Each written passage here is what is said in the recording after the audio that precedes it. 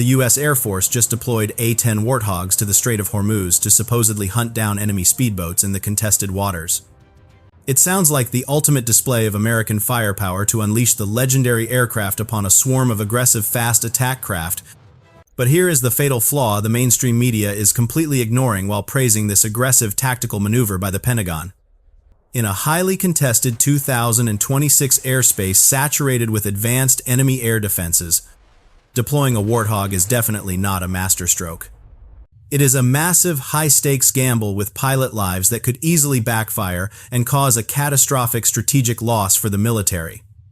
You have to understand that bringing this heavily armored legacy platform into an active A2AD environment changes the entire equation. The anti-access and area denial network set up along the rocky coastlines completely neutralizes the traditional advantages of the jet. For 5 weeks into Operation Epic Fury, the military has continued sending more of these outdated airframes directly into the war zone. So why are they surging these retiring jets back to the absolute most dangerous and unpredictable naval choke point on the entire planet? The answer is not about showcasing overwhelming tactical superiority against small boats, but rather a calculated geopolitical bluff. Washington wants to project an image of raw intimidation and psychological dominance without risking their billion-dollar stealth fighters. They are banking on the terrifying reputation of the massive cannon to keep the poorly trained enemy boat crews paralyzed with total fear. Placing an inherently slow and visually dependent aircraft into a gauntlet of advanced radar systems is a highly questionable doctrine. We are witnessing a desperate attempt to solve a complex naval surface problem using an airborne hammer that was forged for the Cold War. The top brass fully understands that sending these pilots to hunt nimble enemy craft near hostile shores exposes them to immense danger. This entire deployment is an illusion of security designed to mask a deeper vulnerability in our modern naval strike warfare strategy. Today, we strip away the nostalgic propaganda and reveal the terrifying strategic reality facing those pilots flying over the dark waters. You will discover why relying on this legendary beast might actually be the most dangerous mistake of this entire military campaign. Over 150 enemy vessels have been destroyed in this tight maritime choke point since the chaotic end of February.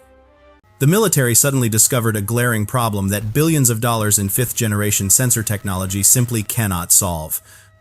It is incredibly difficult to tell a harmless fishing boat from a deadly attack craft hiding among thousands of civilian cargo ships. The F-35 stealth fighter carries an incredibly expensive sensor suite that is worth more than the aging airplane it is trying to replace. Yet, that billion-dollar algorithm still cannot distinguish a disguised fast attack craft from a wooden merchant D-Doll at high altitudes. From high up in the sky on an infrared targeting pod, every single boat down there looks like an identical glowing thermal blob of heat. The sophisticated cameras detect a warm engine and a warm hull sitting motionless in the warm water without seeing any tactical context. The computer system only detects thermal signatures on a screen, but it completely fails to identify the hostile intent of the operators. To understand this targeting failure, we need to examine a crucial physics equation involving a concept known as angular velocity.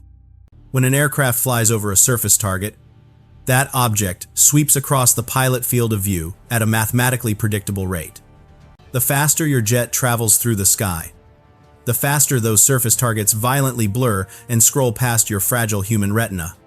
An F-35 stealth jet crossing the narrow strait at 5,000 feet generates an extremely high angular rate that blinds the human pilot. Those tiny boats transit the visual window in a fraction of a second, which is far too brief for the brain to process any useful context. But the targeting problem becomes even more complex when we introduce another critical mathematical variable known as angular acceleration. Because the targeting eye does not move at a constant smooth rate, but rather jumps in a series of tiny, rapid steps to process visual data. Tracking an erratic speedboat requires calculating the shifting angular acceleration to accurately judge the distance and lethal trajectory.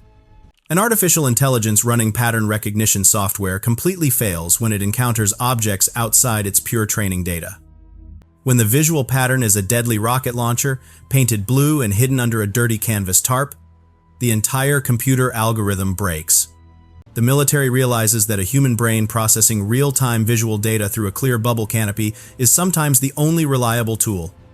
A pilot flying low and slow can mentally scan the chaotic surface, contextualize the anomalies, and accurately classify the hidden threats.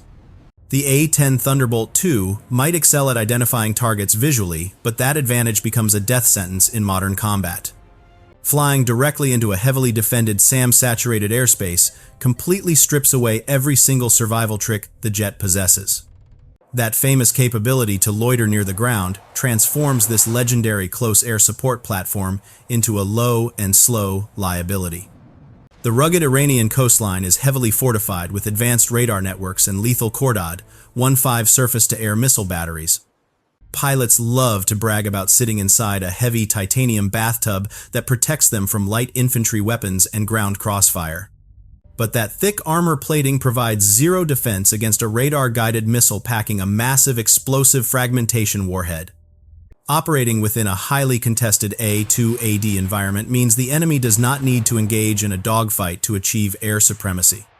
They simply lock on to the massive thermal and radar signature of the slow-moving Warthog long before the pilot even sees the coastline.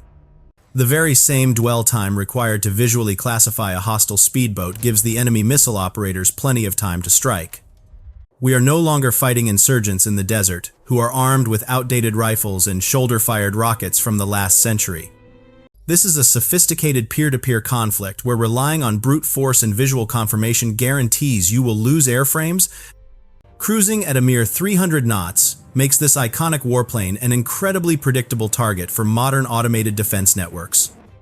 The brutal reality is that deploying the Warthog to this specific theater demonstrates a dangerous misunderstanding of modern air denial. The military is pushing a legacy aircraft to perform a high-risk mission that it was simply never designed to survive in the first place. We must stop pretending that strafing runs with a massive cannon are the only way to effectively execute anti-swarm operations today. The true silent predators of this chaotic maritime choke point are the highly advanced MH-60R Seahawk naval combat helicopters. Unlike a jet fighter that must constantly keep moving to stay airborne, the Seahawk can hover securely out of enemy strike range. These rotary wing platforms are explicitly built to hunt fast-moving surface targets using incredibly sophisticated maritime radar. The powerful onboard sensors can easily track multiple incoming speedboats without requiring the pilot to visually confirm each one. When a disguised attack craft finally reveals its hostile intent, the helicopter crew does not need to dive into a dangerous gun run. They simply launch a precision-guided Hellfire missile from a safe standoff distance to completely obliterate the incoming watercraft. A single guided munition delivers absolute destruction with pinpoint accuracy while keeping the valuable flight crew completely safe. Relying on the brutal force of the GAU-8 rotary cannon requires flying directly into the lethal engagement zone of those enemy vessels. The enemy speedboats are heavily armed with heavy machine guns and portable air defense missiles that can easily shred a low-flying jet.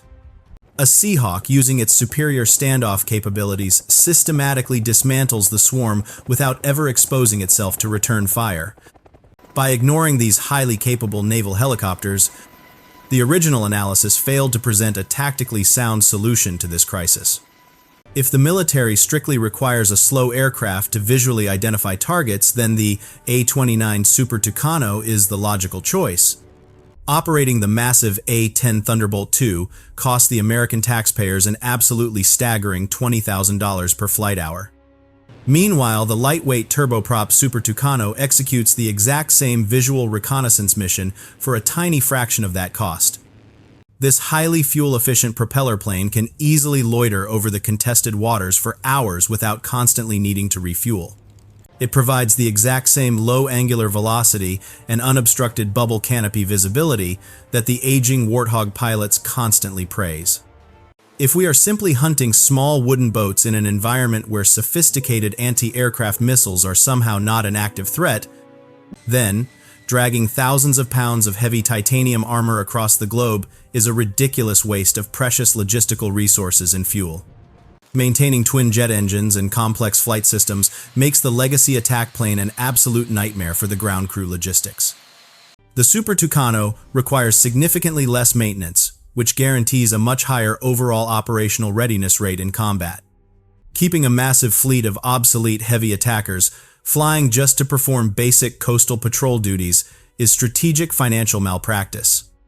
The Pentagon is intentionally ignoring more efficient alternatives just to artificially justify keeping the retiring legacy jets around. Deploying these aging attack jets to this specific theater is absolutely not a practical military solution to the crisis. Washington is using this legendary aircraft purely as a calculated geopolitical bluff to intimidate the hostile forces. The unmistakable roar of the massive rotary cannon is explicitly designed to inflict severe psychological terror today. Hearing that iconic sound from the sky immediately paralyzes the poorly trained boat crews with absolute sheer panic. This aggressive theater of war strategy completely masks the brutal tactical vulnerability of the slow-moving airframe. In a genuine peer-to-peer conflict with advanced adversaries, this psychological warfare tactic would fail miserably. The enemy radar operators sitting inside their heavily fortified bunkers simply do not care about a scary engine noise. A sophisticated anti-aircraft missile battery feels zero fear when it locks onto the massive thermal heat signature. We must look past the carefully crafted military propaganda and recognize this deployment for what it truly represents. The massive gun is essentially serving as a very loud and dangerous distraction from our actual strategic weaknesses. The glorious myth of this invincible flying tank heavily clashes with the harsh realities of modern naval combat and missile warfare. Relying on sheer nostalgia instead of adapting to sophisticated new threats will inevitably result in tragic losses over the dark waters. We must recognize that sending a specialized attack plane into a densely contested anti-access bubble ignores the basic rules of survival. Modern surface fleets require integrated sensor networks and standoff weapons rather than a pilot flying low enough to see the enemy boat. The military-industrial complex is intentionally delaying the deployment of more capable drones to keep these aging squadrons fully active. The A-10 Thunderbolt II is undeniably a legendary aircraft, but you must recall that even great historical legends can still be shot down.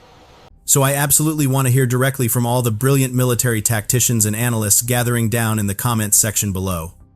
Is the Air Force deploying the Warthog as a genuine combat asset, or is this just a cynical accounting trick to squeeze out the last value?